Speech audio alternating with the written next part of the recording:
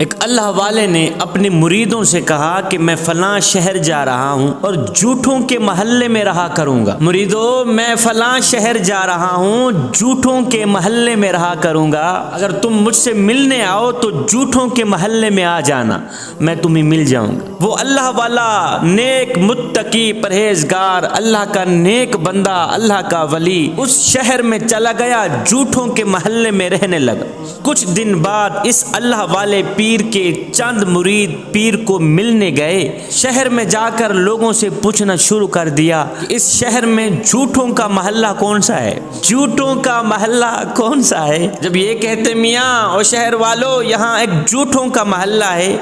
وہ کون سا ہے، تو لوگ حیرانی کے عالم میں گمسم ہو کر جواب دیتے ہو تم پاگل ہو گئے ہو، تمہارے دماغ خراب ہو گئے ہیں، اس شہر میں تو کوئی جھوٹوں کا محلہ نہیں ہے، اور یہ بھی نہیں ہو سکتا کہ سارے جھوٹے جمع ہو کر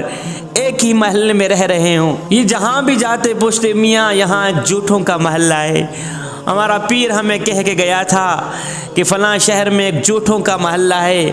میں اس محلے میں رہا کروں گا، اگر تمہیں مجھے ملنا ہو تو جھوٹوں کے محلے میں آ جانا۔ یہ جہاں بھی جاتے پوچھتے میاں جھوٹوں کا محلہ کہاں ہے، تو آگے لوگ کہتے ہو تم پاگل ہو گئے ہو، کیا تمہارا دماغ خراب ہو گیا ہے۔ آخر کار یہ مریدین و معتقدین تھک کر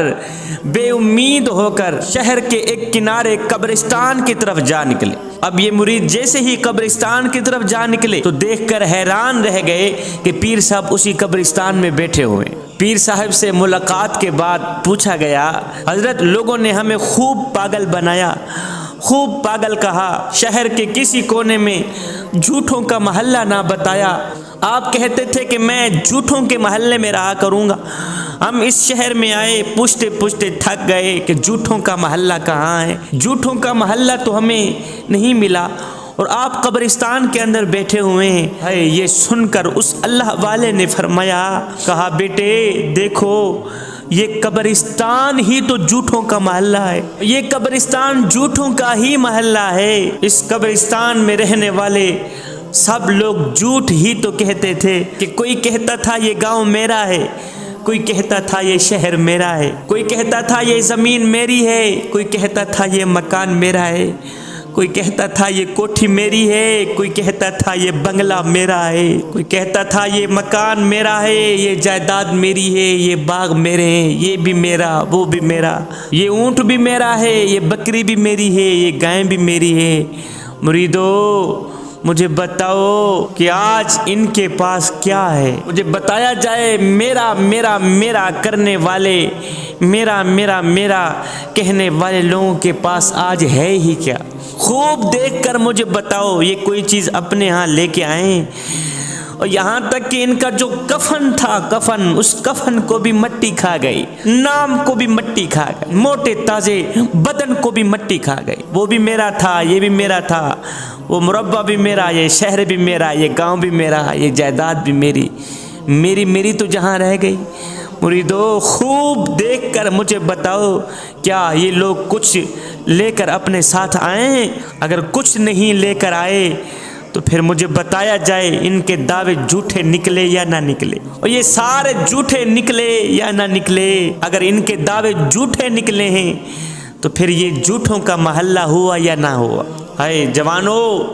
جب آدمی مر جاتا ہے تو یہ آسمان سے آوازیں آتی ہیں، اور یہ آوازیں مرنے والا بھی سنتا ہے۔ وہ آواز یہ آتی ہے کہ اے آدم کے بیٹے، تم نے دنیا کو چھوڑا، یہ دنیا والوں نے تمہیں چھوڑا، اور تم نے دنیا کو خوش رکھا، یہ دنیا والوں نے تمہیں خوش رکھا۔ اے آدم کے بیٹے، تو نے دنیا کو کھایا، یہ دنیا نے تجھے کھایا۔ جب میت کو لوگ غسل دیتے ہیں تو اس وقت یہ آوازیں آتی ہیں، میت خود بھی سنتا ہے کہ اے آدم کے بیٹے، آج تو کمزور ہو گیا، آج تیرا زور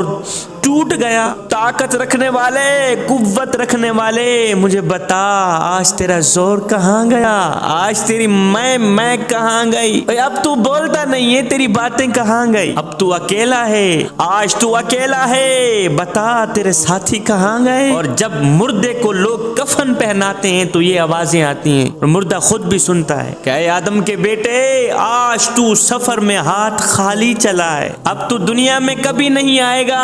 اب تو ایک خوفناک گھر میں چلا ہے، آج تو ایک خوفناک گھر میں چلا ہے جہاں اندھیرا ہی اندھیرا ہے، روشنی کا کوئی نام و نشان نہیں ہے، جہاں گرمی ہی گرمی ہے، جہاں کیڑے بھی رہتے ہیں، جہاں سانپ بھی رہتے ہیں، جہاں بچھو بھی رہتے ہیں۔ تو جب لوگ جنازے کو لے کر چلتے ہیں تو اس وقت غیب سے یہ آوازیں آتی ہیں، جبکہ مرنے والا بھی یہ آوازیں سنتا ہے کہ اے آدم کے بیٹے، اگر تو توبہ کر کے چلا ہے، اگر تو اپنے گناہوں کو معاف کروا کے چلا ہے تو تجھے مبارک ہے، تو تجھ کو ایک خوشخبری ہے کہ تیرا رب تجھ سے خوش ہے، تیرا رب تجھ سے راضی ہے۔ اگر تو نے توبہ نہیں کی، اگر تو نے گناہوں کی معافی لے کر نہیں چلا تو تیرے لیے افسوس ہے، افسوس کی خبر ہے، غم کی خبر ہے کہ آج تیرا اللہ تجھ پہ ناراض ہے، آج تیرا اللہ تجھ پہ سخت ناراض ہے۔ جب لوگ نماز جنازہ پڑھنے کے لیے جنازے کو آگے رکھتے ہیں اس وقت یہ آوازیں آتی ہیں، مردہ بھی یہ آوازیں سنتا ہے کہ اے آدم کے بیٹے، تو نے جو کچھ اچھا یا برا کیا وہ تیرے لیے ہی ہے، اگر تو نے اچھے کام کیے تو خوشی دیکھے گا، اور اگر تو نے برے کام کیے ہیں تو دکھ دیکھے گا۔ جب مردے کو، جب میت کو لوگ دفن کر دیتے ہیں تو اس وقت مٹی مردے سے کہتی، اس وقت یہ زمین میت کو کہتی کہ اے آدم کے بیٹے، تو میرے اوپر ہنستا تھا، تو میرے اوپر مسکراتا تھا، اور تو میرے اوپر ہنستا تھا، آج روتا کیوں ہے؟ تو میرے اوپر خوشیاں کیا کرتا تھا، آج غم کیوں کرتا ہے؟ تو میرے اوپر اکڑ اکڑ کر چل کے باتیں کیا کرتا تھا، آج خاموش کیوں پڑا ہے؟ تو جب لوگ میت کو دفن کر کے واپس گھر میں چلے جاتے ہیں اس وقت اللہ تعالیٰ فرماتا ہے اے بندے، آج تو اکیلا رہ گیا، تیرے دنیا کے ساتھی، عزیز و اقربا، دوست، رشتہ دار، اولاد جن کے لیے حلال و حرام کی تمیز کیے بغیر تو کماتا رہا، کھلاتا رہا، آج وہ تجھے اندھیرے گڑھے میں ڈال کر تجھے اکیلا چھوڑ کے گھر کی طرف چلے گئے۔ ہے جن کے لیے تو ہماری نافرمانی کیا کرتا تھا، جس اولاد کے لیے، جن عزیز و اقربا کے لیے تو ہماری نافرمانی کیا کرتا تھا، اے بندے آج ہم تیرے اوپر ایسا رحم کریں گے، ایسا کرم کریں گے کہ تیرے ماں باپ نے بھی تیرے اوپر ایسا رحم نہ کیا ہوگا۔ بے شک میرا اللہ رحیم ہے، وہ کریم ہے۔ اے بندے آجا اس کریم رب کی چوکھٹ پر جہاں عزت ہی عزت ہے، جہاں مقام ہی مقام ہے۔